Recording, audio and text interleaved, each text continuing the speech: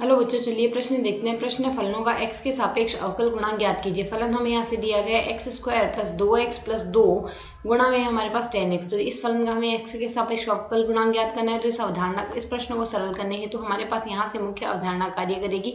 मुख्य अवधारणा यहाँ से हम लेंगे u गुणा v की। यदि कोई भी फलन हमें u गुणा v के रूप में दिया गया जिसका हमने अवकलन करना है, तो पहले हम u का अवकलन करेंगे, v ऐसा कैसा लिखेंगे, प्लस v का अवकलन करेंगे, u ऐसा कैसा लिखेंगे। तो यही अवधारणा यहाँ से हम काम में लेंगे। तो सबसे पहले तो हम यहाँ से सरल करने के लिए हम सरल करेंगे। यदि हमें किसी भी नियत पद का अवकलन करना है x के सापेक्ष तो मान आएगा 0, और यदि x की घात n का हमने अवकलन करना है वो भी x के सापेक्ष तो मान आएगा n गुणा x की घात n-1।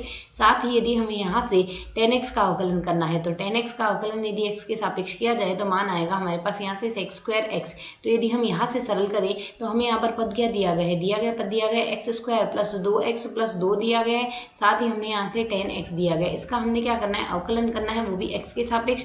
तो यदि हम यहाँ से u गुणा v की अवधारणा लगाएं तो हमारे पास मान क्या आ जाएगा, d बट्टे dx। यहाँ से हम पहले तो सरल करेंगे, x square plus 2x plus 2 का अवकलन कर देंगे, वो भी x के सापेक्ष, प्लस गुणा में 10x ऐसा कैसा छोड़ देंगे, प्लस अब हम यहाँ से क्या करेंगे, x square plus 2x plus 2 हम ऐसा कैसा लिख देंगे। अब हम अवकलन कर देंगे 10x का, तो d बटे dx 10x आ जाएगा। तो यदि अब हम यहाँ से सरल करें तो हमारे पास यहाँ से मान क्या आ जाएगा, इसे यदि हम सरल करते हैं तो x की घात 2 का अवकलन तो बनेगा 2x प्लस 2 का अवकलन 2x का x का अवकलन बनेगा 1 प्लस 2 हमारे पास नियत पद है जिसका अवकलन आ जाएगा 0 गुणा में 10x हम ऐसा का ऐसा लिख देंगे।